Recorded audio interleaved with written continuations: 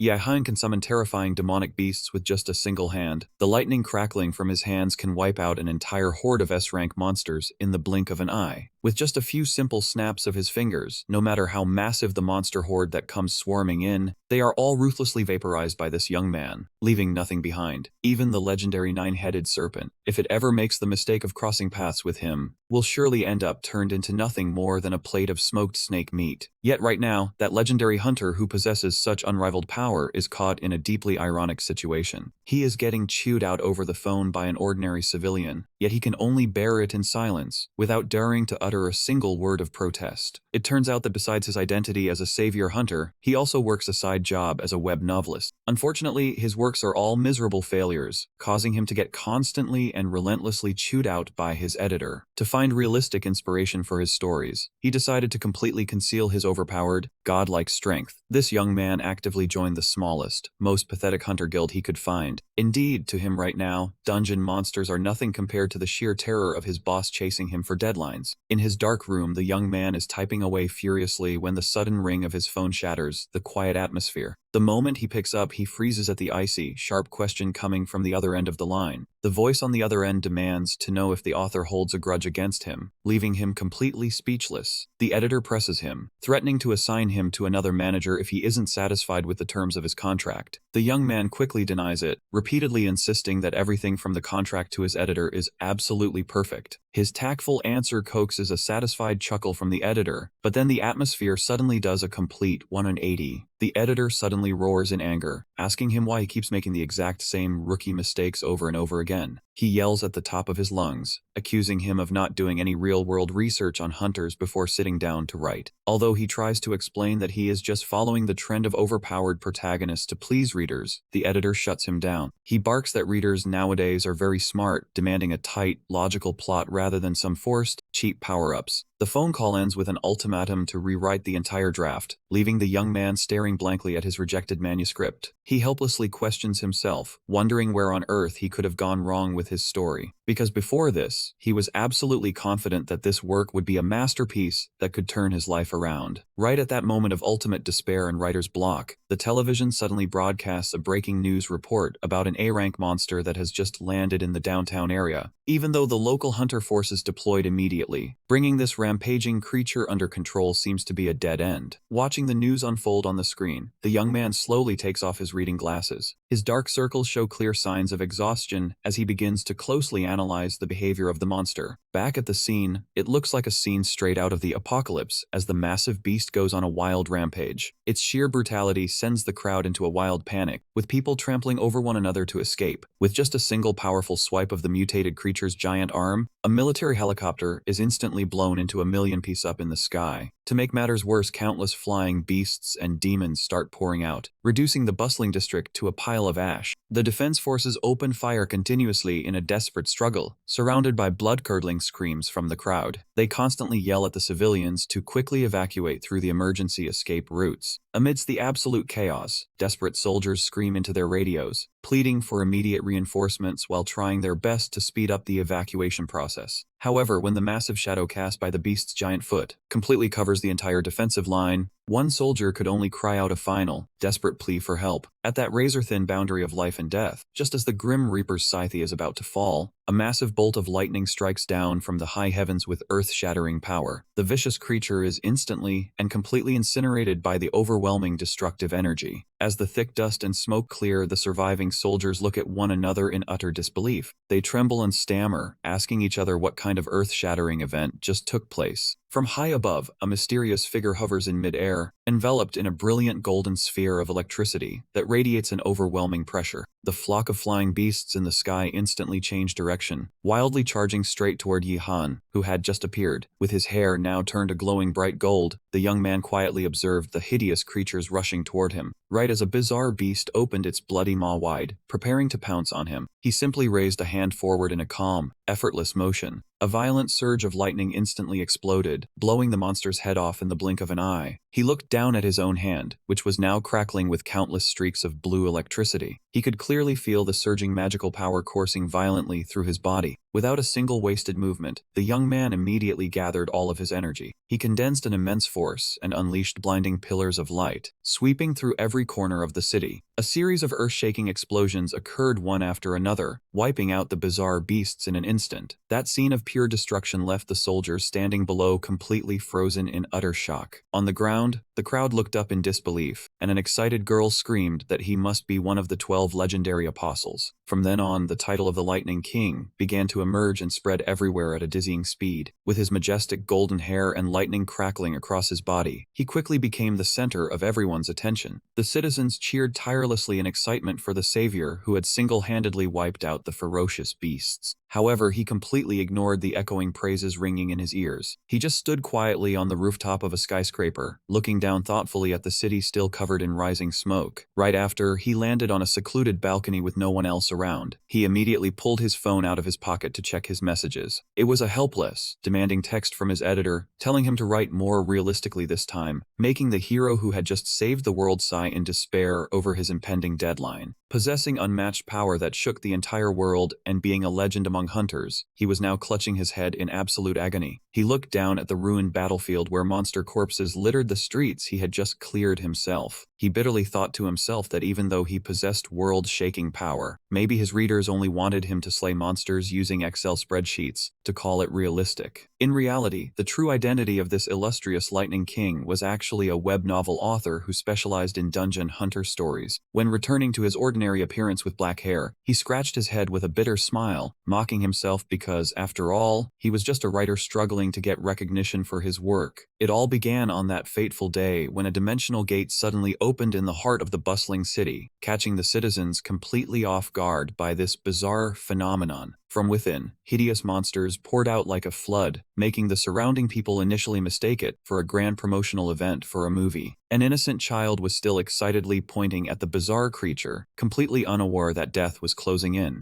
Right behind him, the panicked father rushed over with a look of utter terror on his face. As the beast was about to pounce on its prey, the man could only use his entire body to shield the child, holding him tight in absolute terror. Just at this moment, awakened individuals possessing special abilities began to appear to repel the imminent threat. They were the chosen ones, honored by the entire world with the title of hunters. Thanks to their relentless fighting, everyone thought peace had been restored, but that glimmer of hope was soon shattered by a new catastrophe, many times more terrifying. That was the Chaos Gate, the worst disaster in human history, with a deadly red hue covering the entire sky. The abilities of countless ordinary hunters were completely useless now, leaving them with no way to seal or contain it. They were faced with this immense threat that brought humanity to the brink of imminent extinction. Only the 12 strongest awakened individuals on the planet had the strength to carry the fate of the entire world. Those who possessed supreme power, the legendary hunters, stood up to fight together. They marched proudly toward the glowing red gate to face the forces of darkness head-on. It was these very heroes who shattered the catastrophe of the Chaos Gate to protect human life. They were a group of legendary hunters praised by the entire world under the title of the 12 Apostles. They endured a fierce and grueling battle that lasted for 79 hours, 17 minutes, and 8 seconds. The final destructive monster was completely defeated at their hands. Standing in the middle of the ruined battlefield, a tired hunter collapsed onto the ground, complaining that he was exhausted, to which his comrades responded with relieved congratulations. They believed that it would take hundreds of years for this disaster to repeat, and that today was the last time the 12 apostles would fight side by side. Standing at the threshold of peace, one member spoke up to ask about everyone's future plans. While the white-haired girl was excited about a vacation in Hawaii, the other hunters were busy with lucrative commercial contracts or focused on researching new inventions. At this moment, the elder turned to look at the young man. "And what about you? It seems you still haven't decided on a direction for yourself, have you?" The old man slowly advised him that the power they possessed was far too immense for them to live like ordinary people. This power is not something just anyone can control at will, because even a single minor slip-up is enough to cause an unimaginable disaster. Seeing that Ihion still remained silent, the elder sincerely reached out his hand, suggesting that if he was feeling lost, they could find the path of a true hunter together, instantly turning the atmosphere incredibly emotional. However, this young man only offered a gentle smile and gave a highly unexpected answer, calmly declaring that he planned to retire and would no longer work as a hunter. The elder smiled faintly as if he had already anticipated everything, gently nodding to acknowledge that he knew all along the young man would make such a choice. In contrast, the other members of the 12 apostles completely lost their composure and questioned him loudly. Much to his teammates' utter astonishment, he merely asked back with a casual shrug why everyone's jaws were hanging open like that. The elder fell into deep thought and asked a highly practical question, wondering what on earth he planned to do to make a living if he decided to give up being a hunter. The young man's eyes suddenly became remarkably determined, and his lips parted slightly as he replied that he wanted to become a writer. This was despite the completely dazed and utterly bewildered expressions of everyone standing around him. Wearing a bright, passionate smile, he proudly declared that he would become a web novel author. This sudden decision left everyone speechless, leaving them to wonder who on earth would shoulder the responsibility of saving the world now. His immense inspiration came from a famous literary giant who always insisted that before putting pen to paper, one must imagine telling a story to an audience sitting right across from them and never, under any circumstances, let them get bored. That great writer had emphasized a golden rule he always kept close to his heart. The core of a web novel is to be entertaining and captivating first, and logic can come later. Fully embracing this philosophy, months after the Chaos Gate closed, the once renowned Lightning Emperor now appeared in a simple look with prescription glasses, writing furiously with the absolute determination to become a real author. Sitting all by himself in a cozy cafe, he felt incredibly thrilled as a torrent of unique and creative ideas began to pour endlessly into his mind. This young man proudly thought to himself that he truly possessed the innate talent to become a legendary writer. However, just as he was about to place his hands on the keyboard, a hand suddenly slammed hard onto the table out of nowhere, completely shattering the quiet atmosphere. It turned out to be his college seniors, who enthusiastically rushed over to drag him along, telling him that there was no way they would let him sneak off to work all by himself. They loudly invited him out, saying that after finishing class, they had to go get drinks for round 2 immediately, urging the rookie to quickly stand up and get moving. He could only pout and watch them helplessly, especially since the deadline to submit his manuscript to the publisher was already looming tomorrow. After waving goodbye to everyone and wishing them a safe trip back home, he told himself that this was the sublime moment of creation for a future masterpiece, just like his great predecessor had once mentioned. Right at that very moment, the manhole cover on the street began to shake violently, and a bizarre purple creature started crawling out from deep underground. Back inside the cafe, the server brought a drink to his table and announced that the rice lat for customer number 18 was finally ready. He then politely asked the waitress to just put the drink down on the table for him. At the same time, he also asked her to clear away the stack of empty cups, leaving the poor waitress sweating bullets at the sheer number of drinks he had already consumed. Taking a gentle sip of the delicious lat, he told himself that he was now fully energized and ready to continue his battle. The young man was determined to ride the wave of momentum, pouring all his energy into meeting his writing deadline. While others were busy hunting monsters, he was busy racing against time. Putting on his headphones and playing a soothing classical melody, he completely immersed himself in his creative world, typing away while whispering to arrange the upcoming plot points. He had absolutely no idea that right behind the glass window, a colossal monster with dark purple tentacles was slowly looming closer. Even though the beast was viciously attacking civilians outside, he calmly rested his chin on his hand to ponder the next chapter, before suddenly cheering in excitement upon finding a brilliant idea. Completely ignoring the chaotic atmosphere and the agonizing screams echoing right next to him, he remained highly focused on completing the chapter, whispering to himself that he just needed one more cool line of dialogue as his fingers flew swiftly across the keyboard. Right at the exact moment he pressed the enter key and shouted in triumph that his work was finally finished. A colossal scorpion tail belonging to the beast outside suddenly whipped down with immense force. The terrifying impact shattered the cafe's entire glass window into thousands of tiny, flying shards. He turned around to look at the wreckage in utter shock, his headphones slipping down to his neck, and his delicious rice lat on the table was knocked over, spilling all over the floor. The purple tail of the otherworldly creature swept across the room once more, crushing all the interior equipment and furniture into a pile of ruined debris. He stared blankly at his shattered laptop lying on the ground, completely dumbfounded, only able to let out a trembling, Incoherent gasp of shock. A profound sense of heartbreak washed over him as he realized that all of his hard work and dedication had literally vanished into thin air. He clutched his head and cried out in utter despair over his lost manuscript, while right behind him, the monster with a colossal, glowing red eye was slowly looming closer to lock onto its target. Emitting a menacing, bloodthirsty aura, the beast had inadvertently triggered a terrifying and explosive wrath. A streak of brilliant golden lightning suddenly crashed down from the high sky right onto his location, creating a massive pillar of light that instantly banished the dark night. Blasted backward by the incredibly powerful electrical discharge, the monster could do nothing but scream in absolute agony. Stepping out from the thick cloud of dust and debris, he emerged with glowing golden hair and crackling electricity wrapping around his body, coldly calling out to the tentacled monster. He strode forward with overwhelming dominance, stepping his foot heavily onto the hideous creature's head, and growled, demanding it to stand back up. His eyes flared with deadly intent as his hand gathered an earth-shattering surge of magic, declaring that since he hadn't even finished his novel before the monster came to ruin it, its days were officially numbered. On the television screen, a K-drama was airing a highly dramatic scene, where a character screamed out, asking why lightning had suddenly struck down out of nowhere. The male lead lay motionless in the cold water, with flickering sparks of electricity still crackling faintly across his body. Meanwhile, the young woman beside him was crying uncontrollably, begging her beloved boyfriend not to leave her all alone in this world. Watching this unfold, a girl lying flat on the floor loudly munched on potato chips, laughing in delight and praising the screenplay for brilliantly writing off the male lead with a bolt of lightning. She excitedly remarked that dramas need to be this melodramatic and cliché to be actually fun. However, in stark contrast to her current messy and disheveled appearance, she was actually Giselle, a highly renowned S-rank hunter in the industry. Standing with his arms crossed and quietly observing her from right behind was her youngest brother, who was currently a high school student. Ji-jun could only look at his older sister with a look of utter disdain, silently thinking that her sloppy appearance was absolutely unbearable. After all, in the eyes of the public, Giselle is the nation's top S-class hunter, as well as the captain of Squad 7 in the most prestigious hunter guild. Not only does she possess terrifying fire magic, but she is also a true superstar in the hunter world, thanks to her peak visuals and trendy fashion sense. Whenever she appears in public, this beauty always exudes an aura of luxury and power. However, the reality at home is the complete opposite, making him unable to believe that the gorgeous hunter is currently rolling around sloppily on the floor. He directly snatched the remote control, making his sister jump up in a tantrum, screaming and blaming her younger brother for daring to ruin her precious moments of entertainment. Immediately, the young man threw cold water on her excitement, mockingly calling his sister a jobless parasite, and then coldly walked away, leaving her to whine and demand her stuff back. Right at that moment, the phone sitting on the table suddenly flashed and emitted an emergency notification sound. The rapid blare of the warning siren echoed, causing both siblings to startle in surprise. An emergency broadcast was quickly delivered, reporting that an outbreak dungeon gate had just appeared in the Mapo district of Seoul. The younger brother gasped in shock when he realized the area had been upgraded to a red alert, requiring all citizens to immediately seek safe shelter. His sister immediately stood up with an unusually serious expression and said she wanted to step out for a bit, leaving him asking in confusion if she had received a summon order. The female hunter put on her glasses while casually replying that she just wanted to go out and stretch her limbs a little. Seeing his sister's sudden professional demeanor, the young man sarcastically remarked that she actually looked the part when she was working. However, he poured cold water on her again, suggesting that she didn't need to trouble herself to go anywhere, then casually explained as she looked on in confusion, because their resident freeloader, or rather, the failed novelist, currently had some business right near that very area. Meanwhile, at the scene of the outbreak, Ian was sitting blankly on the corpse of a giant monster, sighing heavily in frustration. He stared in anguish at his shattered laptop and completely damaged hard drive, with absolutely no hope left of recovering the data. The young man hung his head in agony, lamenting his terrible luck, which was as pitch black as the bottom of a cooking pot. Although he had told himself to back up his data regularly, losing the entire manuscript still crushed him, especially since today was supposed to be the day his life turned over a new leaf. In the young man's mind, a glorious vision unfolded, featuring a wildly successful debut work. It would help him snatch the Rookie of the Year award and become the most outstanding writer of the year. He had even prepared his acceptance speech, dreaming of a golden age where he would give a speech in front of thousands of adoring fans. But when faced with the harsh reality, he could only collapse onto the ground and scream team in utter despair. Looking at the ruins before him, the young man trembled with resentment, realizing that roasting a few squid monsters earlier was not nearly enough to appease his anger. Brilliant yellow lightning power erupted violently around his body, and he roared in pure rage, determined to make the monsters pay for his ruined manuscript in blood. With eyes flashing with murderous intent as he looked toward the city center, he silently warned the monsters that they had messed with the wrong guy. Observing the purple dark energy billowing from the skyscrapers, the young man muttered to himself as he searched for the boss location. Upon locating his target, he immediately channeled his lightning energy to the absolute limit and charged forward with a powerful roar. On the other side of the city, the roaring engine of a rescue helicopter echoed loudly across the night sky. Hunters from the Vanguard unit kept reporting the progress of clearing the monsters through their walkie-talkies. The forces on the ground confirmed that they had finished evacuating civilians and were currently sweeping the remaining targets. While on duty, they began to chat among themselves, noting that this particular dungeon outbreak seemed relatively easy to handle. Everyone admitted that this smooth operation was mostly thanks to the overwhelming power of their commander, who was standing tall up ahead. That was Suk-ji, an A-class hunter and the captain of Squad 4 of the Guardian Guild, known as the Battlefield Bulldozer with a giant weapon in hand. Noticing his subordinates starting to grow complicit, he coldly reminded them to focus because the boss was about to show itself. Despite his subordinates still laughing and underestimating the A-class monster in the presence of their commander's invincible strength, he maintained a solemn expression, warning them that no one could predict from which direction the enemy would launch an ambush. Right at that moment, the massive shadow of a hideous creature was silently cast upon the glass surface of the building right behind them. A colossal multi-headed serpent monster suddenly lunged out, its terrifying screech filling the air with dense killing intent. While the entire hunter squad had not even had time to collect themselves after the sudden appearance of this giant monster, a massive tail slammed down from above with blinding speed, leaving everyone completely frozen in absolute terror. The terrifying impact created a massive shockwave, sending thick clouds of dust billowing into the air. The commander grit his teeth in shock upon identifying the Hydra monster, completely unable to understand why it would appear in an A-class dungeon. He suddenly froze as he noticed something unusual, narrowing his eyes at the tail that was dripping with a mysterious, dark purple liquid. The squad captain's eyes widened in sheer horror as he witnessed the scene unfolding before him. It was a human arm, lying completely motionless amidst the ruined debris. Right at that moment, the system blared an emergency warning that the entity before them was a quadruple A-class Hydra, completely exceeding the original data and the team's coping capacity. Screams ordering them to open fire echoed continuously, aiming to concentrate all firepower on the monster in search of a sliver of hope for survival. However, the giant beast did not even bother to dodge those weak and futile attacks. Its massive tails immediately swept across the battlefield like a grim reaper's scythe, ready to crush everything in its path. The terrifying power surging from the dungeon crack crushed every obstacle in its path, from vehicles and concrete walls to the very will to fight of the hunters. Standing in the midst of the ruined wasteland, Masayoshi couldn't help but wonder in shock if the otherworld was undergoing some terrifying transformation with the gate system. He quickly realized the situation had spiraled completely out of control, forcing him to call for higher-ranking backup to come to their rescue. The moment he faced that brutal entity, Seok-ji immediately felt the terrifying gap in power between them. The young man bitterly admitted that, given his current strength, achieving victory was absolutely impossible. Instantly, one of the hideous heads of the Hydra monster opened its mouth wide. It condensed a dark purple mana and unleashed a destructive lightning bolt of energy, sweeping away every obstacle in its path. As that deadly beam of light swept across, the defenders could do nothing but desperately attempt to shield themselves in vain. Amidst the thick clouds of dust, the captain gathered the last of his strength to hold up his weapon and protect his subordinates, making them cry out in worried tears. Gritting his teeth, he told himself that he couldn't wait any longer. Seeing his teammates lying scattered across the ground, he knew he had to buy time at all costs until reinforcements arrived. The warrior assessed that just one of its heads was already on par with an A-rank beast, and if all 9 fired at once, their chances of survival would be 0. Yet even with blood trickling from his facial wounds, he refused to back down. Channeling all his strength into his legs, he kicked off the shattered ground, driven by the unwavering resolve that as long as there were people left to save, he would keep fighting. The young man built up his momentum and launched himself straight up into the air, deciding to confront the colossal creature head-on. He let out a loud roar, declaring that he would never back down. To fight to the very end, he immediately unleashed his strongest skill in an attempt to breach the enemy's defenses. The attack triggered a terrifying explosion, shaking the very space around them and shattering the surrounding ground into 100 pieces. After pouring all his energy into the strike, he realized to his horror that the attack had only managed to destroy 2 of his opponent's heads. The young man muttered in utter shock at the fact that only 2 of the heads had taken any damage. Before he could even compose himself, the monster's remaining heads began to gather a deadly, glowing purple magic. His face turned deathly pale as he clearly felt the Grim Reaper's scythe drawing closer by the second. A barrage of destructive firepower suddenly rained down from above like a raging torrent. That terrifying force blasted his massive weapon far away, completely out of his reach. He himself was tossed high into the air before free-falling to the ground, his body covered in severe wounds. Even though fresh blood kept trickling from the corner of his mouth, the young man gritted his teeth, forced himself up, and told himself he couldn't afford to fall now. But the Hydra beast had no intention of letting him go. It continued to condense a giant magic sphere that looked like a purple sun engulfing the sky. He realized with dread that if that attack landed, this entire area would be wiped off the map, leaving him to scream out in bitter, utter despair. At that very critical, hair-racing moment of life and death, he stared blankly up at the sky, completely stunned by an unexpected turn of events that no one could have anticipated. Amidst the parting rays of blinding light, a commanding figure began to emerge, causing him to look up into the sky in sheer astonishment. Even the monsters began to roar in deep unease, as felt a terrifying magical pressure bearing down upon them. Ian suddenly appeared in the stance of the Thunder Emperor, his hair glowing golden, and his cold gaze looking down at the ruined battlefield, as crackling bolts of electricity enveloped his body and radiated a majestic aura that made all creation tremble. Faced with such overwhelming power and otherworldly presence, only a single, awestruck question remained in the captain's mind. Could that person be a god? At this moment, the young man possessed a look that was both cool and bizarre, with glowing blue eyes and golden hair shining like a high-wattage LED bulb, while current crackled around his hands like an overload as he stared coldly down at the boss monster below and demanded answers. Do you have any idea what kind of mistake you've made? If you have a mouth, you should at least know how to make an excuse for yourself. But the wild beast only lunged forward frantically, stretching out its giant heads to surround him. Seeing that his opponent was still stubbornly trying to attack, he scoffed with utter disdain at such foolish persistence. Realizing these beasts only understood the language of violence, the young man raised his hand to gather an earth-shattering surge of lightning, screaming out in absolute despair over his computer. A massive pillar of lightning immediately struck down upon the boss monster's head, triggering a cataclysmic explosion that wiped out everything in the vicinity. He unleashed the full force of his extreme rage upon the head of the poor creature. He cried out in absolute agony that his manuscript had been completely wiped out all because of its sudden appearance. After venting his furious wrath, he angrily demanded to know how the opponent planned to compensate him for this devastating loss. He let his arms hang down dejectedly, bitterly realizing that he no longer had the strength to redo everything from scratch. However, when he saw those ferocious beasts still stubbornly charging forward, the flames of anger in his heart flared up intensely once again. The young man's eyes flashed with murderous intent as his heart-wrenching scream about his ruined debut work echoed across the sky. Instantly, a massive pillar of lightning carrying world-ending power struck straight down from the heavens. The strike completely crushed the giant beast and sent shockwaves trembling through the entire city. After wiping out the threat, he trudged along the cracked street, his hair returning to its original black color, clicking his tongue in frustration as roasting his enemy did nothing to improve his mood. Thinking of his bleak future, he clutched his head in panic like a student who had lost his final project file on the last night, worrying about how he could rewrite it in time with the deadline being tomorrow. At the same time, the other hunters at the scene gradually regained consciousness after the terrifying aftermath of the blast. They looked around in a daze, slowly realizing they had just been knocked completely unconscious. But what the hell just happened? The entire team was clearly in the middle of a suffocating battle with the Hydra monster just moments ago. The hunters scrambled over where Seok-ji was slumped on the ground, and seeing that he was still breathing, they all breathed a sigh of relief, thankful that he was still alive. They told each other to hang in there and wait for the rescue team. But one hunter suddenly froze, pointing a trembling finger ahead and urging everyone to look in that direction. Everyone froze in disbelief at the sight of the ultra-rare monster's colossal, lifeless corpse, unable to believe their eyes as they muttered that it had actually been defeated. Approaching the ruins, everyone present was utterly shocked to see a series of devastating, fatal wounds covering its massive body. They immediately realized this entity had been finished off by a single destructive strike, powered by an overwhelming force that was far beyond anyone's comprehension. Right beneath the rubble, the young man was leaning against a cliff with his eyes closed, his body battered and completely exhausted after that life-or-death struggle. In this situation, even he himself had absolutely no idea how he had suddenly become the greatest hero of the day. Instantly, the media went into a frenzy, reporting the sudden appearance of a mythical monster in an A-rank dungeon that had been sealed for 2 years, shocking the entire world with the news that a lone hunter had taken down such a high-level calamity. He instantly became a national hero, with adoring fans affectionately dubbing him the Dungeon Bulldozer. Meanwhile, he was lying in a hospital bed recovering, wearing a bulky neck brace, with a completely bewildered look on his face, as if he still didn't know what had just happened. The video clip capturing the moment the beast was defeated quickly racked up over 100 million views, turning him into a global sensation for saving the public from a catastrophic disaster. However, the price of this glory was a 14-week hospital stay to treat a severe vocal cord injury. According to his medical records, the cause of this bizarre injury was that the young man had screamed and cursed at the beast way too intensely during the decisive moment. In the meeting room of a top hunter guild, all the core members were intently analyzing the dramatic battle footage on a massive screen. Seeing his immense potential, the guild leader immediately ordered his scouts to recruit the young man into their ranks at all costs. Although some expressed concern that he was still only an A-rank hunter, the majority believed that his promotion to S-rank was merely a matter of time. However, in stark contrast to the excited atmosphere, Giselle stood there gritting her teeth in anger, her eyes filled with murderous intent. Staring at the familiar yellow lightning on the screen, she immediately recognized the real culprit was Yi Hyan, cursing him in her head for pulling such a stunt, as his lack of restraint had caused a massive uproar. She knew that if guild leader Du Huang began to suspect the true identity of the person who had cleared the dungeon, things would get incredibly complicated. Just then, an authoritative middle-aged man with slick back hair broke the skeptical silence, questioning whether an ordinary hunter could have pulled off such a miracle. With sharp, calculating eyes, he asserted that he didn't believe the story at all, and this man was indeed the supreme leader of the hunter world. She suddenly turned pale as she realized this cunning, old fox of a leader had apparently smelled something fishy about the whole incident. He suddenly turned to look straight at her and asked a loaded, probing question. Although she was sweating profusely, she tried to remain calm, asking in confusion what he was trying to imply. But the old man only sneered, knowing that it was absolutely impossible for a regular hunter to defeat a mythical-grade super monster. As he walked away, he muttered to himself that this incident strongly reminded him of a legendary figure from the past. Clenching his fists, his eyes flared with ambition at the mention of the Lightning Emperor, who had once ignored him and vanished without a trace, telling himself that the man had finally shown his face and that he would personally pay him a visit. Meanwhile, in a small office, the young man was trembling uncontrollably, sweat pouring down his forehead from the extreme tension. He sat hunched over in front of his editor, clutching a glass of water tightly to calm his nerves, looking just like a student about to take an oral exam. Suddenly, a very cold voice rang out, addressing him by his pen name as an author. He jumped in startle and quickly replied in absolute terror. A tablet was suddenly slammed onto the table with a sharp thud, signaling that a storm of wrath was about to unleash. The publishing house editor Kyung Mo pushed up his glasses, his face showing clear disappointment, as he bluntly threw a bucket of cold water on the young man's face. He bluntly remarked that the work wasn't interesting at all, criticizing the way the protagonist easily defeated every single monster with a single blow. The editor emphasized that the plot severely lacked realism,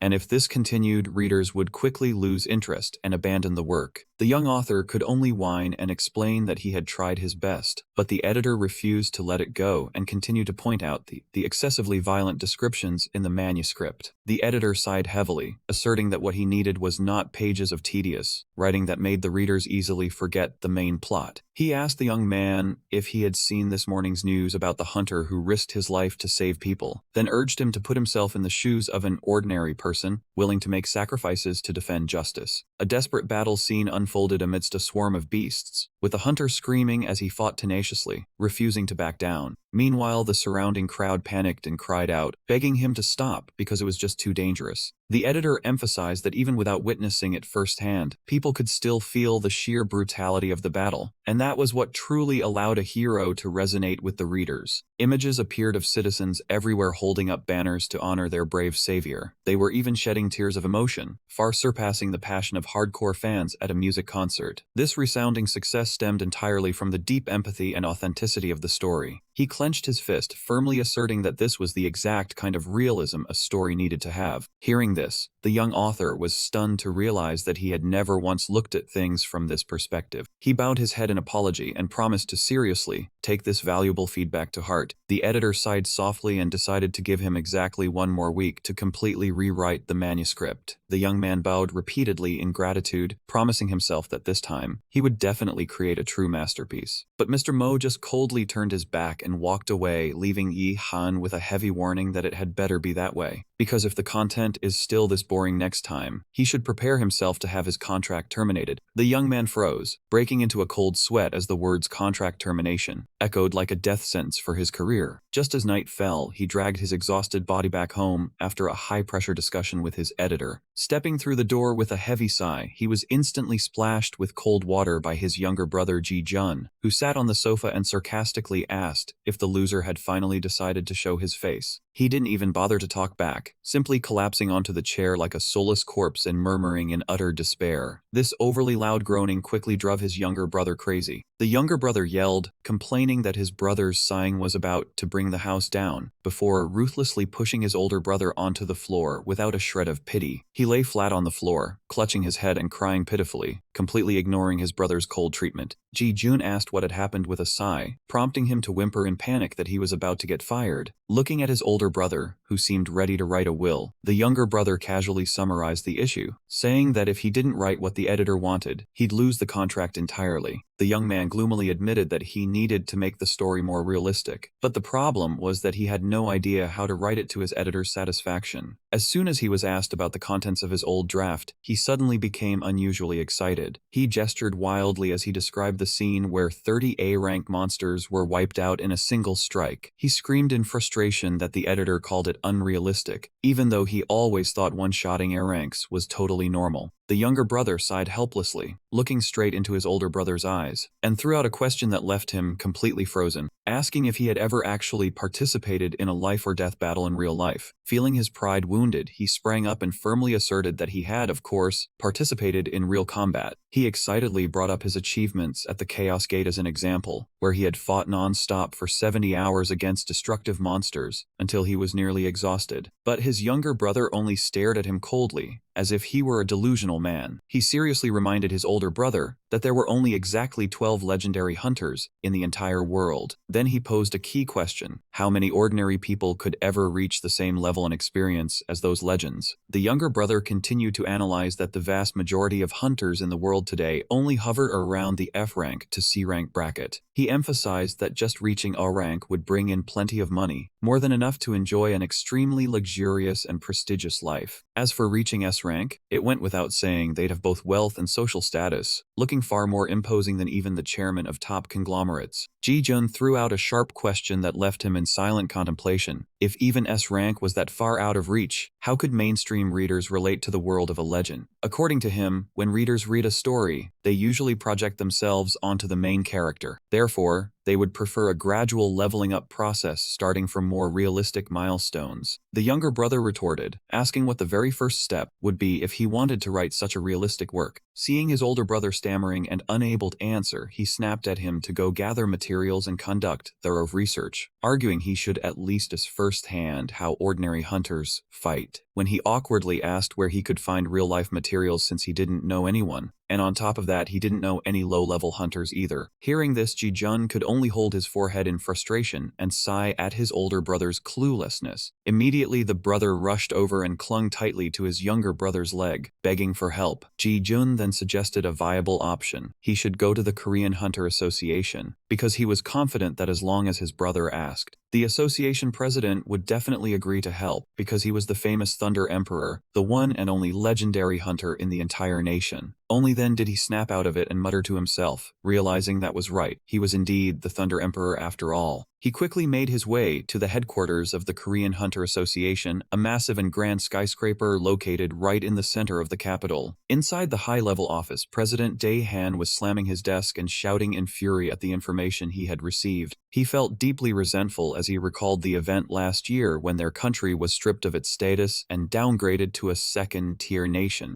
Despite all their efforts in clearing dungeon gates and implementing elite hunter training programs, Dae-han began listing his achievements, starting from sending reinforcements to help France when they were on the verge of falling, to enthusiastically sharing training materials with Germany. He roared that he had given his all to help, only to receive nothing but injustice in return. Dae-han yelled in frustration through the screen of the online meeting, questioning why the proposal to upgrade their nation's rank was flatly rejected. On the other end of the line, the president of the Indian Hunter Association smirked mockingly and said that this outcome was completely obvious. He emphasized that the reason was because this country lacked the presence of a legendary hunter to act as a solid backbone, unlike the other 11 superpowers in the world. Grover continued to rub salt in the wound by bringing up the fact that the hero, the Thunder Emperor, had suddenly announced his retirement. At the same time, he mocked the association's management capabilities for allowing a national-level strategic resource to vanish without a trace. Ignoring Dae-han's explanation about personal freedom, he coldly brushed it aside and demanded that the other party stop making excuses. He remarked harshly that the status of a first-class nation was reserved only for superpowers that possessed the protection of a legendary hunter. Despite Dae-han's final negotiation efforts, the other party ruthlessly declared that today's meeting was concluded right here. The screen went black with a mocking smile, leaving the president standing dazed in the middle of the spacious meeting room. He slammed his hand hard onto the table in helplessness, his rage exploding violently as he screamed curses at the double-crossing hypocrites. While he was frantically venting his anger on a stack of documents, the secretary gently stepped forward and advised the president to calm down so they could proceed with the next schedule. Dae-han let out a weary sigh, asking about his schedule for the rest of the day. Secretary Wu quickly reported that his next appointment was a meeting with the Scorpion Guild, one of the few groups that had actually responded to the Hunter Association's proposal for cooperation. Nevertheless, the secretary remained deeply concerned and advised her boss to think twice. She pointed out that this guild had a terrible reputation regarding their actual strength and were rumored to be using the association's name to monopolize high-level dungeons. She feared the organization's reputation would be ruined if they associated with such notorious people. However, the head of the association maintained a stern expression. He asserted that, as the national regulatory body for hunters, they were obligated to receive any officially licensed guild. He let out a heavy sigh, knowing all too well in his heart that if he agreed to partner with Scorpion, other major factions would immediately swoop in to tear them apart and pressure the association. Just as he was lost in thought, the sound of rushing footsteps and loud shouting demanding someone be forcefully thrown out echoed from outside, instantly cutting his train of thought short. The security captain rushed in breathlessly to report that an eccentric man was causing a scene in the lobby, stubbornly demanding to see the association president. Hearing that the troublemaker was merely the son of a small grocery store owner, the president could only chuckle mockingly, thinking his status had fallen so low that just about anyone could look down on him. However, the moment he heard the guard casually mention the name of the T-Zone convenience store, he froze in his tracks, his face instantly turning pale with shock. The president stammered as he asked for confirmation. The name triggered a shocking revelation, and as he pieced the clues together, he realized the owner's son was none other than Ye Han, the legendary Thunder Emperor who had dominated the world before declaring his retirement. He cheered in absolute excitement upon realizing that the association's ultimate savior had finally decided to show himself. Without a single moment of hesitation, he immediately ordered his subordinates to inform the lobby and announce that he would personally go down to the ground floor to welcome this special guest. However, because the elevator moved as slowly as a snail, the president completely lost the last shred of his patience. He kicked off his shoes and rushed straight down the emergency exit in a frantic rush, shouting orders as he ran for the staff to absolutely not let that guest leave. The head's uncontrolled panic left the entire staff standing there, frozen in utter astonishment. At that very moment, a luxury car slowly rolled up and parked right in front of the main entrance of the association building. Stepping out of the backseat was Jin Nam, the leader of the Scorpion Guild, wearing an arrogant expression as he constantly scanned the area, evaluating the grandeur of the headquarters. He smugly smugly thought that his own reputation was now grand enough to make such a powerful figure personally come out to the door to receive him. Hearing the flattering words about power and wealth from his surrounding lackeys, his nose pointed even higher in the air, clearly displaying the attitude of a top-tier figure. Right at that moment, the association president dashed out of the building like an arrow, calling out loudly. Seeing him run past barefoot in a panic, the leader of the Scorpion Guild could only mumble in confusion, thinking it must be a major crisis to throw him into such a frenzy, and immediately waved with a smile. But in response to that eagerness, the president merely roared for him to get out of the way and blew past like a hurricane, ruthlessly knocking the arrogant man aside without a single shred of pity. The security team immediately shouted, demanding the guild leader, who was struggling to get back on his feet, step back, while warning him not to block the path of their supreme leader. He could only mumble an apology, while the president rushed up to the former legendary hunter. Out of breath, the president frantically apologized for the delayed reception. In response to that anxiety, the young man just smiled casually, saying he thought they wouldn't be able to meet, and greeted him after years of being apart. As they both walked into the building together, the president quickly explained that he had received the news too late, and then curiously inquired about the reason for the Thunder Emperor's sudden visit. Hearing the young man reveal that he had something important to discuss, the president's heart pounded with suspense, secretly hoping that the legend had decided to make a comeback. In his mind, the president immediately envisioned a heroic scenario where South Korea's god of thunder returned to the battlefield, elevating the country's status to the global stage. He smugly thought that even though the other man had retired, thanks to the association's thoughtful care all this time, it was now time to reap the sweet rewards. However, the reality was far more disappointing than he imagined. The young man calmly requested to take a small tour, but because the president was too excited, he misheard the words and cheered triumphantly, declaring that he would prepare everything immediately. It took him a few seconds to compose himself, before he dumbfoundedly asked for confirmation if it was really just a tour, receiving a firm nod from the young man in front of him. He explained that he wanted to observe how ordinary hunters fight. Then, he clenched his fist with determination and made a serious proposal, as if he were about to sign an important treaty. In return, if he received the consent and support of the association, he promised to help the president fulfill any single wish. The head of the association quickly seized the opportunity, beginning to finalize the core terms of their mutual agreement. Accordingly, the association would create the best conditions to support his research. In return, once a month he had to assist them under the alias of the Thunder King, though he retained the right to refuse if the request violated the law or interfered with his writing hobby. The young man scratched his head, wondering how he could observe real-world combat in the most natural way, and immediately received a rock-solid assurance from the other party. The president slowly pulled out a card and pushed it forward with a mysterious air, as if handing over the key to saving the world. In his heart, he calculated that the return of the Thunder King would surely elevate the nation's influence on the world map, so he absolutely could not miss this golden opportunity. The item presented was a hunter identification card, which clearly displayed the title of Dungeon Porter with an F rank rating. The young man dumbfoundedly repeated the concept of a dungeon porter, a job typically reserved for hunters with the absolute lowest rank in the system. The main task of these workers was to clean up the battlefield and collect loot after the combat hunters had cleared out the monsters. They were also responsible for guiding citizens to evacuate during emergencies, and only had to pick up weapons for self-defense when the situation became truly dire. Basically, most of the work time for this support force passed very peacefully, without the need to dive into bloody clashes. They only had to stand in the rear waiting for orders, with some even leisurely sipping tea right next to the danger zone, as if they were on a picnic. The president clasped his hands suggestively, emphasizing that this was the perfect perspective to observe the journey of ordinary hunters without being noticed. His eyes lit up with excitement since he had never heard of such an interesting job. Meanwhile, the president smiled bitterly, thinking how a world-class hunter like him could possibly know about the lives of the bottom tier. Yet, seeing the young man happily accept the card, he couldn't help but ask in surprise if he was truly fine with this new identity. The young man nodded in confirmation with a bright smile, and before leaving, he didn't forget to tell the other man to send all the contract details to his usual convenience store address. Right after that, he sped off at a terrifying speed, creating a powerful shockwave that shattered all the glass doors of the association building. Witnessing the chaotic scene with papers flying everywhere, the secretary tremblingly asked if all high-ranking hunters were that eccentric, prompting the president to adjust his glasses and remind his subordinate to watch her tongue. As this young young man was their only hope right now. After leaving the place, he returned to his simple appearance as a glasses-wearing novelist, exclaiming with excitement as he stood before his first destination. The stop he chose was the headquarters of a small guild, which was only ranked C in the region. Standing in front of the rather humble office, he clenched his fist with determination, resolving to start his journey of experiencing real hunter life here, in order to create his most authentic work. Pushing the door open to step inside, he immediately bowed politely to greet them, introducing himself as the newly arrived porter reporting for duty. However, what met his eyes was not a professional office, but a chaotic mess resembling a battlefield swept by monsters, with dozens of garbage bags piled up right at the entrance. At the office, a young man named Yai Han was completely absorbed in his phone, barely glancing up at his visitor with a thoroughly indifferent expression on his face. A chubby man who was lounging around reading a magazine suddenly jumped in panic, frantically asking if an otherworldly gate had just opened up somewhere nearby. The young man quickly chimed in to set the record straight, explaining that it was only the newly hired dungeon support staff arriving to start his very first day on the job. Only then did the chubby man remember, quickly standing up to apologize profusely for how hectic things had been, while our newcomer couldn't help but marvel at the messy reality of a real guild office. The portly man approached with a beaming smile and shook his hand enthusiastically, introducing himself as the master of the Peace and Harmony Guild. The newcomer happily returned the gesture, introducing himself as the newly hired support staff member who had just reported for duty. As he led him inside, the guild leader honestly confessed that they were, in fact, nothing more than a tiny, low-level C-rank hunter guild struggling to get by. At the moment, the only active members of the guild besides himself was that lazy young kid lounging over there on the couch, completely absorbed in his own world. Seeing how quiet and empty the office was, he curiously asked about the other members, only to be left utterly bewildered when told they had all been deployed on missions. In the mind of our enthusiastic rookie, a heroic image immediately formed, picturing elite warriors venturing out into the dangerous world to save humanity. However, reality hit him like a bucket of ice water when the young man playing on his phone scoffed, sarcastically telling him that he was incredibly unlucky to have chosen this place. He bluntly criticized the office, saying it didn't even look like a real guild, and that being stuck at C rank meant they had absolutely no decent work except for basic cleaning duties to survive. The guild master angrily scolded him for being so blunt in front of the newcomer, but the kid calmly shot back, claiming he was only stating the brutal truth of their situation. Watching the two bicker back and forth, he could only offer a polite laugh, commenting that they seemed incredibly close, almost like colleagues who had worked together for decades. The guild master scratched his head, admitting they were indeed partners in poverty who had shared many hardships, but the young man next to him sneered, declaring he was sick and tired of being broke. Witnessing their dynamic, our rookie suddenly got incredibly excited, his eyes shining as he scribbled in his notebook, convinced that this chemistry was the perfect foundation for epic combat teamwork. He eagerly asked out loud, wondering when the entire team would finally embark on their very first official dungeon raid together. However, the only response to his overflowing enthusiasm was a heavy, deafening silence from the other two men in the room. The guild master slowly delivered another crushing blow, confessing that their small guild had absolutely no upcoming plans to hunt monsters or raid dungeons whatsoever. He was so shocked by this revelation that he dropped his notebook right onto the floor, only able to stammer out a question in complete and utter bewilderment. He wondered out loud if this wasn't supposed to be a hunter guild, but the guild master patiently explained that low-level guilds like theirs were almost never called for raids. He tremblingly asked what he was even supposed to do here, only to receive the blunt and disappointing reply that there was actually nothing for him to do at all. Instead of being discouraged, he realized this was exactly the kind of harsh reality he needed for his writing, clenching his fists with a burning determination to work hard. Seeing how eager the rookie was, the young member immediately dumped all the cleaning duties onto him, ignoring the guild master's loud complaints and nagging. Despite the unfair treatment, he happily rolled up his sleeves and started cleaning with immense enthusiasm, leaving the lazy teenager feeling smug about successfully dodging work. Right now, his sole objective was to make the most of his final week before his contract expired to find some real-world inspiration and finish his manuscript on time. With only 6 days left before his contract was set to expire, he still rushed into the office full of positive energy, greeting everyone with a bright and cheerful voice. The guildmaster hesitantly assigned him to sweep the hallway, and of course, our enthusiastic rookie immediately nodded in agreement, without a single moment of hesitation. 5 days before his deadline, he showed up to the office perfectly on time, still carrying that same bright and hopeful smile on his face despite the mundane tasks. Noticing his colleague sluggishly wiping the windows, he curiously asked if there were any dungeon raids scheduled, only to be answered with a deep, exhausted sigh. He looked around the empty, quiet office in confusion, once again asking his familiar daily question about what chores he should tackle for the day. The only response he received was the rhythmic, squeaking sound of glass being wiped, echoing through the painfully quiet and incredibly dull office. With only 3 days left on his contract, he dragged his weary feet into the office, looking completely drained, haggard, and utterly exhausted from the lack of progress. The entire office remained drowned in a suffocating silence, leaving him to do nothing but offer a forced, hollow laugh with a blank, dazed expression on his face. By the time there were only 2 days left, he collapsed onto the floor beside his pile of cleaning supplies, his lifeless eyes staring blankly into the empty void. Staring up at the guild's faded signboard, he bitterly realized that he had made a massive mistake by wasting an entire precious week in this useless place. Instead of gathering the thrilling real-life hunter combat data he so desperately needed, all he had accomplished was sweeping floors and dusting old bookshelves. A wave of pure panic washed over him, causing him to pull his hair and scream in despair, because his deadline was tomorrow and his manuscript was still completely blank. Meanwhile, over at the publishing company's building, the office lights remained brightly lit, cutting through the silence of the late-night hours. Editor Kyung-mo was still diligently typing away on his keyboard, focusing every ounce of his mental energy on the glowing monitor like a tireless machine. A colleague walked over and placed a warm cup of tea on his desk, curiously asking if he was working overtime again for that rookie writer, receiving only a weary nod. The colleague expressed frustration that a top-tier, veteran editor like him had to waste time dealing with a struggling rookie, leaving Kyung-mo to sigh in helpless defeat. Taking a slow sip of his hot tea, the veteran editor thoughtfully admitted that he was also struggling, as the rookie author's writing style was currently in a complete deadlock. However, amidst that chaotic and clumsy pile of rough drafts, he could still see a faint, glimmering ray of hope and potential hidden deep beneath the surface. Staring intently at the rookie writer's profile on his computer screen, the editor silently resolved to turn this challenging situation into his own golden opportunity. With only one single day left before his fateful deadline, our author sat slumped in his chair inside his dark room, completely crushed by writer's block. Starting as an aspiring writer dreaming of penning a hit hunter web novel, he had struggled through real-life experience at a C-rank guild to find authenticity for his work. Yet at the final hour, his word count remained a depressing 0, leaving him huddling in a dark corner laughing bitterly at the realization that he was about to be abandoned. As the terrifying fear of failure and unemployment washed over him, he painfully realized that over the last 10 years, he had failed to create a single decent story. Just as he was sinking into the deepest depths of despair, the guildmaster suddenly walked in, announcing that it was finally time to head out on a real-life mission. Yi Hyun originally only planned to do his usual dungeon cleaning duties, but then he caught wind of a rumor that there was a B-rank gate cleanup scheduled for this afternoon. He snapped out of his daze and cheered in sheer excitement at the news of a gate raid mission, instantly springing up like a man reborn with his eyes sparkling with anticipation. At long last, he finally had the chance to witness real hunters in actual combat, instead of just studying dry, useless theories all day long. Clenching his fists tightly, the young man made up his mind that today, he would definitely gather enough field data to complete his manuscript. However, in stark contrast to his wild, burning enthusiasm, his team was singing a completely different tune. His 2 coworkers looked utterly miserable, wearing incredibly gloomy expressions on their faces. Noticing this strange behavior, he asked them what was wrong, only to receive a heavy, weary sigh in response. This raid was set in a B-rank gate, and while a dungeon of this level was incredibly easy for him, it was an absolute nightmare and an impossible task for a C-rank guild like theirs to conquer on their own. In order to ensure the survival of their members, they had no choice but to form a joint alliance and fight alongside 3 other guilds. Even though he naively believed that teaming up would make things much safer, the guildmaster remained silent, his face clouded with deep anxiety. While that plan sounded perfectly logical on paper, the cold, hard reality of the situation was never that simple, because in truth, the greatest threat they would face did not come from the monsters, but from the very allies walking alongside them on this raid. Deep within Wolf Valley in Gangwon Province, a brilliant blue-dimensional gate pulsed with waves of surging magical energy, standing out against the rolling mountain range. The moment they arrived, the guild members began groaning and complaining about backages from the long hike up the mountain, while even the guild master wondered why on earth a dungeon would appear in such a remote area. Despite their grumbling, the group tried to comfort themselves, knowing that having any work at all was a blessing for a C-rank guild. Meanwhile, he excitedly rushed over to touch and examine the stone slabs around the gate, murmuring in absolute awe, He kept asking incredibly naive questions about weapons and combat skills, leaving everyone around him with no choice but to shake their heads in utter disappointment. Everyone found themselves wondering what kind of ridiculous nonsense this clueless rookie was trying to pull now. Just then, a towering giant of a man with a heavily built, tattooed body suddenly loomed over them, radiating the intimidating aura of a hardened gangster. That man was none other than Richard Bell, the guild master of the C-rank Polar Bear Guild, and he immediately let out a mocking sneer the moment he saw the members of the Harmony of All Things Guild. He loudly mocked them, calling their rival guild a charity house that specialized in raising and training promising rookies, only to have them snatched away by other guilds. Laughing with smug satisfaction, he advised them to just treat it as a good deed, because no sane person would spend resources nurturing talent only to hand them over on a silver platter. Unable to stomach such blatant respect any longer, Shasheng stepped forward with a cold expression, cutting off the man's offensive insults mid-sentence. He sharply questioned how a literal thief could have the nerve to preach to others, while ruthlessly exposing the man's shameless acts of poaching members from rival guilds. Infuriated that a mere subordinate dared to challenge him, the Polar Bear Guild master glared with terrifying, murderous intent, barking at the insolent brat who dared interrupt a conversation among seniors. Just as the tension reached a boiling point, a loud, arrogant laugh suddenly rang out from behind them, completely shattering the suffocating atmosphere. Sam Marion, the leader of the C-rank Mantis Guild, strolled over casually and didn't hesitate to call both sides a bunch of pathetic amateurs who were wasting their breath bickering. He smugly advised them to save their energy, reminding them that once they entered the dungeon, they would still need to serve as meat shields to support his own forces. Along with his condescending advice came a barrage of incredibly harsh insults, casually labeling everyone standing around him as a bunch of complete fools. Watching the three guilds claw at each other's throats, he suddenly noticed a dark, ominous aura of killing intent enveloping the gate. A cold shiver ran down his spine as a wave of dread washed over him, and he could only stammer to himself that things were looking extremely bad. Observing the explosive war of words between the leaders, he couldn't help but feel incredibly thrilled by just how raw and brutal reality turned out to be. He frantically scribbled notes in his journal, convinced that this drama would make the perfect, high-value material for his writing. However, right as he was completely absorbed in his creative inspiration, a support hunter with a furious expression suddenly stormed over, delivered a harsh smack to the back of his head, and began barking orders, aggressively questioning the rookie's attitude. The man went on a rant, complaining about how undisciplined the new generation of rookies was, before issuing a selfish warning that if the rookie dared steal any of his targeted kills, he would pay a horrific price. However, when the young man unconsciously turned around, his gaze piercingly cold, he released the terrifying, overwhelming pressure of a true sovereign. The arrogant hunter froze in his tracks instantly, breaking out into a cold sweat as an absolute, primal terror gripped his mind. Realizing that he had accidentally let his overwhelming aura slip, he quickly withdrew his bloodlust and bowed his head in apology to hide his true identity, leaving the startled hunter utterly bewildered by the sudden 180-degree shift. The man stammered a reply before trying his best to look composed as he hurried away. Watching him go, the young man quietly mused that even support staff had to survive in such a brutally competitive environment. Right at that moment, a roaring command to assemble cut off his train of thought, urging the rookie to hurry up and step inside. Right before the team's eyes, the B-rank portal glowed with a mysterious blue light, radiating an incredibly heavy and suffocating pressure of magical energy. The commander's voice boomed, ordering everyone to stay sharp if they wanted to keep their lives, to which the young man enthusiastically replied with burning passion, before officially stepping into the fray. The moment they crossed the portal's threshold, a ferocious wolf monster with razor-sharp fangs and claws lunged forward, launching a savage attack on the group. A swordsman let out a battle cry, preparing to unleash a finishing blow on the beast, but at the absolute crucial moment, that arrogant hunter from earlier suddenly shoved his ally aside to steal the credit, shouting at everyone to get out of the way before snatching the kill, leaving the entire group dumbfounded. Furious at having his target stolen and nearly getting injured, the wronged hunter shouted in anger, but the thief only gave a shameless smirk, coldly pointing out that those who are slow must accept leaving empty-handed. The chaos and insatiable greed only escalated further when a female hunter successfully subdued her target, using a heavy binding chain. Once again, that same opportunist charged in, violently shoving her aside so he could hoard all the precious spoils of war for himself. He tossed out a completely fake and hollow apology, leaving her to do nothing but grit her teeth in silent fury at his utter shamelessness. Standing in the middle of a battlefield where hunters were more than willing to backstab their allies for the tiniest bit of profit, he was completely stunned, his eyes behind behind his glasses wide with shock at this unprecedented chaos. The entire scene was a chaotic free-for-all as people scrambled and clawed at one another, insults and curses echoing through the air as they shoved each other, and even wished death upon their peers just to steal a tiny bit of experience points. Witnessing this highly disorganized and completely unprofessional display, he was entirely speechless, never having imagined that the world of low-rank hunters could be this incredibly messy and chaotic. Meanwhile, in another corner of the dungeon, the guild leaders simply stood by with their arms crossed, watching the wild brawl, as if it were a cheap comedy, wearing smug and highly satisfied grins. At the dungeon entrance, a hunter with pale blonde hair was casually commenting on the benefits of monopolizing the dungeon raid rights. He coldly decided to let the weaker hunters fend for themselves against the trash mobs, while his own team would leisurely wait to take down the final boss. This had always been their easiest and most profitable hunting method, but just as his smug laughter faded, the dungeon's boss monster finally showed itself. It was a giant black wolf with glowing red, bloodthirsty eyes, slowly stepping out of the shadows. The moment he saw the target appear, the long-haired hunter grinned with ambition and slowly drew his sword from its sheath. He was absolutely certain that as long as he defeated this creature, his chance to promote to B rank and change his life would be within his grasp. Driven by ultimate arrogance, he declared that he was on a completely different level, then charged wildly at the monster. Overwhelmed by attacks from all sides, the boss monster was completely unable to react or defend itself. Its massive body took one fatal slash after another before finally collapsing onto the ground. The long-haired hunter stepped forward in triumph, arrogantly stomping on the corpse of the defeated wolf. He laughed out loud in excitement at the sweet taste of victory, smugly believing that his destiny had entered a brand new chapter. He raised his sword high to deliver the final blow, telling himself that from now on, no one would ever dare to look down on him again. But at that very moment, another massive shadow suddenly emerged, its blood-red eyes locking onto the man before it with intense killing intent. The entire hunter team began to tremble in fear as they recognized the identity of the new predator, a terrifying mutated A-rank wolf. The brutal creature swung its razor-sharp claws in a powerful arc, blowing all the hunters away like dry leaves in the wind. Alarms and screams echoed across the battlefield as the beast went on a rampage. Everyone stampeded over each other to escape, realizing the dungeon gate had mutated and leveled up. This sudden dungeon mutation, caused by the unexpected appearance of a high-level boss monster, was something no one could have predicted, leaving the entire hunter team frozen in shock. For the B-rank fighters present, those A-rank monsters were simply an existence far beyond their league. The power of this rank was like an immovable solid wall. It was a boundary of despair that they could never hope to cross. In their absolute panic, they fled for their lives, weeping and cursing their terrible luck for running into a mutation at a time like this. The situation was utterly hopeless, as the survival chances of C-rank hunters in this A-rank dungeon were slimmer than an ordinary person's against the oncoming wave of frenzied beasts. Agonizing screams echoed continuously across the battlefield as lives fell one by one to the sharp claws and fangs of the ferocious beasts. One young member ran for his life, crying and screaming for help in vain. His heart was filled with resentment, seeing how the B-rank glory that was just within reach had suddenly turned into such a brutal tragedy. Though he desperately wanted to live and had no desire to die in this godforsaken place, yet all their feeble attempts to resist were rendered meaningless before the overwhelming power of the enemy. Even the arrogant guy from before was now frantically trampling over others, screaming at them to get out of the way so he could escape. Amidst the chaos, a loud voice boomed, demanding everyone to calm down immediately. Leader Sa Song shouted to reassure his teammates, insisting that the news of the incident must have already reached the Hunters Association. As long as everyone quickly found a safe place to hide, they still stood a chance of surviving until reinforcements arrived. With a determined look in his eyes, he stood tall on the monster's carcass and declared that he would stay behind alone to hold the line, buying enough time for everyone else to escape. Choked apologies rang out as the other hunters hurriedly fled, weighed down by the families they had waiting for them back home. Facing the giant beast that radiated towering killing intent, this man knew all too well that he was nothing compared to its overwhelming power. Even so, he was determined to use his own life to hold off the enemy, ensuring everyone could evacuate safely. Suddenly, the young member of the guild stepped forward, offering a provocative and sarcastic comment about his heroic act. He swung his iron chains with burning passion, as if he were about to put on a legendary performance fit for a supporting character. He then loudly suggested that the two of them team up to pull off a spectacular and cool comeback. Though he knew death was near, the optimism of his young teammate gave him the motivation to fight with a steady heart. Glancing at the young man Yi Hun, who was standing dazed nearby, he shouted at him to run away and apologized for dragging him into this deadly situation. Watching the backs of the two hunters charging into certain death, he suddenly froze as he realized the truth he had been searching for all this time. He understood that in a real battle, there are always cowards who run away to survive and heroes who willingly lay down their lives. Yet the most important thing of all was the unyielding will of those who dared to sacrifice themselves and fight until their very last breath. His eyes suddenly gleamed behind his glasses, and sparks of blue electricity began to flicker as he muttered in pure excitement about this harsh reality. The young man clenched his fists, and currents of electricity surged around his wrists, as he softly whispered his thanks to everyone. On the other side, the captain was struggling to hold his ground against the frenzied onslaught of the beasts. A heavy swipe of a claw knocked him to the ground, leaving him only able to scream in utter helplessness. Realizing his attacks were completely useless, he bitterly screamed, urging his young comrade to run away immediately. At that very moment, a blinding light suddenly burst from behind him, causing him to cry out in absolute shock and awe. Seeing Hunter Yae-hyun charging straight toward the horde of otherworldly monsters, Se-song could only scream in sheer panic, desperately trying to stop him. However, he only quietly took off his glasses. Instantly, his black hair transformed into a brilliant, glowing gold, accompanied by a powerful, commanding declaration. As his disguise faded away, the young man's eyes blazed with a brilliant, majestic aura of divine power. He immediately pointed his hand straight at the enemy, coldly activating his signature skill, Thunder Wheel. A massive pillar of lightning came crashing down from the heavens, vaporizing the entire horde of monsters in the blink of an eye. Using only 5% of his total power, he unleashed an earth-shattering explosion that completely wiped out every single obstacle in his path. Witnessing that godlike power, Se-song and his teammates stood frozen in sheer terror, completely unable to comprehend what the hell was happening. Standing in the middle of the rising dust and smoke, the young man merely let out a casual exclamation of pure amusement. Flashing a bright smile, he proudly gave a thumbs up, boasting that this is exactly how cool a hunter is supposed to look. Just as a giant death wolf launched a surprise ambush from behind, his comrades immediately shrieked out in warning. But with just a single blast of high-voltage electricity, he instantly turned the beast into charred, crispy meat, before offering a sincere thanks for everything they had taught him. Amidst the ruined battlefield, Se-seong was shocked to realize their savior was the legendary Lightning Emperor. Meanwhile, the hero realized he had flexed a bit too much, so he quickly put his glasses back on to hide his identity. Returning to his persona as a weak web novel writer, as if nothing had happened, the young man said his goodbyes because his manuscript deadline was looming, reminding them to keep his secret and treat their wounds. He vanished in a blinding flash of lightning, leaving his two teammates standing there, completely dazed and trying to process what had just happened. Se-song and his teammates stood blankly amidst the ruins, still unable to process or believe the mind-blowing spectacle that had just unfolded right before their eyes. Shortly after, the rescue team arrived at the mutated A-rank gate to search for survivors. They quickly located the two conscious hunters and prioritized administering immediate medical treatment. News of the rare A-rank gate mutation that morning immediately took the media by storm. The news that all hunters had been safely rescued went a long way in putting the worried public at ease. Over at the Gold Label publishing office, the clock hands were ticking closer to the deadline, currently reading exactly 11:59 p.m. With only 1 short minute remaining before the deadline, editor Kyungmo was a nervous wreck, pacing back and forth in absolute agony. Right at that very second, the phone on his desk suddenly buzzed, signaling a brand new incoming message from the author. Seeing the author's message apologizing for the delay, Kyungmo eagerly grabbed his phone, his heart practically jumping out of his chest with anticipation. The editor's heart pounded wildly as he spotted the attached file containing the successfully uploaded manuscript for Chapter 1.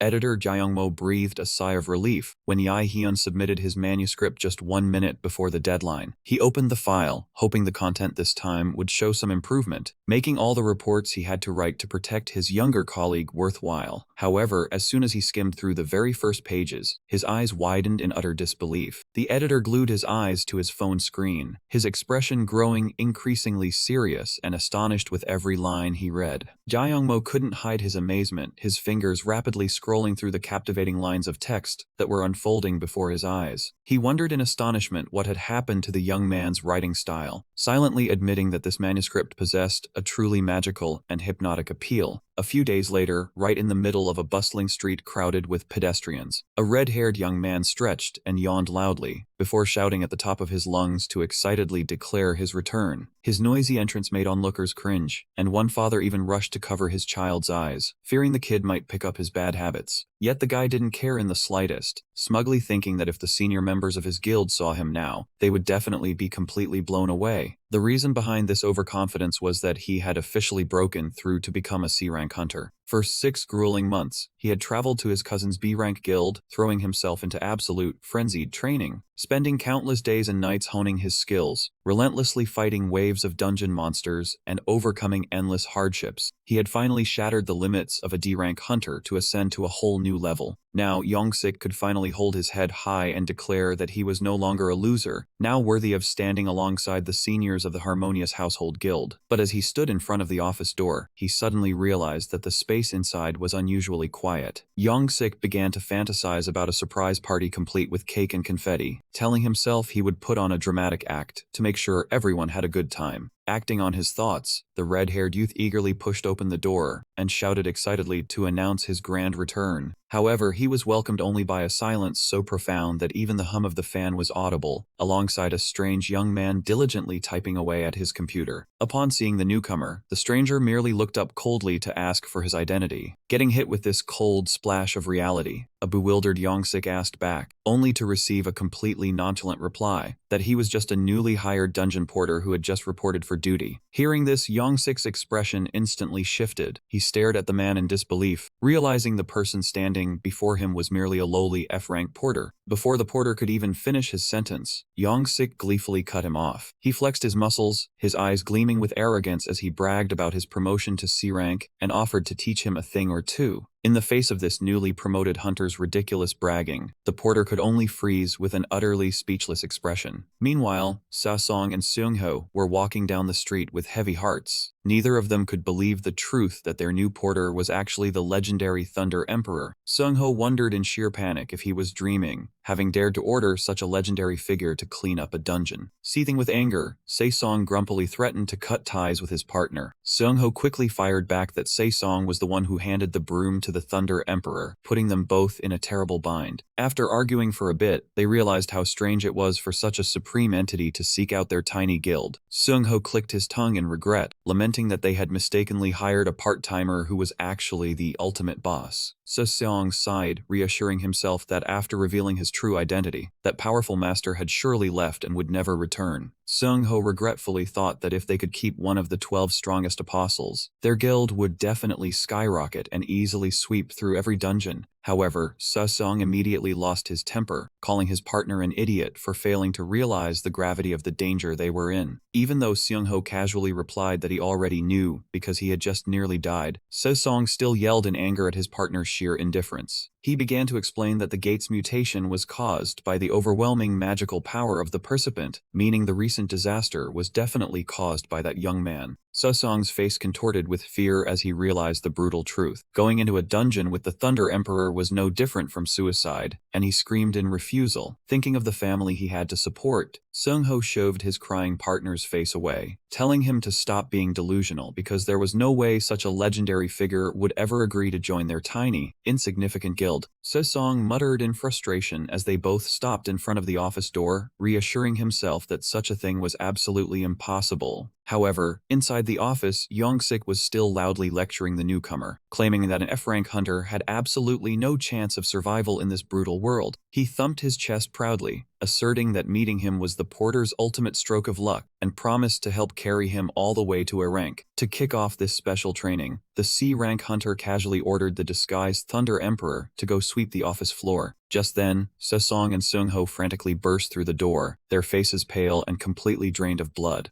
The moment he saw his seniors, Yongsik cheerfully waved to greet them, totally unaware of the impending doom about to crash down on him. Before he could even finish his sentence, both of his seniors tackled him to the floor, pinning him down and pummeling him mercilessly. Saesong gritted his teeth and roared at him to shut up, despite the red-haired guy crying out in confusion. His 2 seniors furiously grabbed him by the collar, demanding to know what he thought he was doing. Witnessing the chaotic scene, the powerful master standing in the background could only offer a mysterious, highly amused smile. Meanwhile, at the publishing house, editor Mo nodded in deep satisfaction as he read the high-quality newly written pages. The realism of the story had drastically improved, deeply depicting the selfishness of the hunters and the noble sacrifice of the protagonist. Mo highly praised this emotional writing, confident that the publication of the work was only a matter of time. Receiving these valuable praises over the phone, he burst into tears of joy, knowing his life-changing opportunity had finally arrived. A fiery aura erupted around him, and he told himself that joining this guild to gather real-life material was indeed a brilliant decision. With eyes burning with determination, he immediately began busily jotting down every piece of information in his notebook, preparing for his most grand debut.